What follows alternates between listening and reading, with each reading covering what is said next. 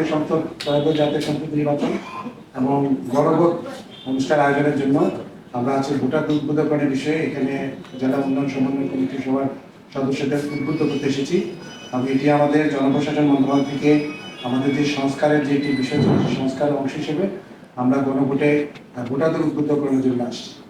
তো এই বিষয়ে আমাদের যারা বিভাগীয় প্রতিনিধি আছেন, বিভাগীয় প্রধান আছেন, জেলা প্রশাসন, উপজেলা প্রশাসন, তাদেরকে আমরা উদ্বুদ্ধ করছি তারাও যাতে মাঠ প্রশাসনে গিয়ে তাদের যে সংশ্লিষ্ট ক্লায়েন্ট বিভিন্ন সভা সমিতির মাধ্যমে তারা যে অনুষ্ঠানে অংশগ্রহণ করেন সেখানে সাধারণ জনগণকে উদ্বুদ্ধ করার জন্য তারা বিষয়টি উপস্থাপন করবে। এবং গণভোট যেহেতু প্রতি বছর 5 বছর পর হয় না, এটি প্রয়োজনের সময় হয়, প্রয়োজনের তাগিদে হয় এবং এই নির্বাচনটি গণভোটটি চতুর্থ জাতীয় গণভোট নির্বাচন, যেটি আগে আজ থেকে 35 বছর পূর্বে হয়েছিল।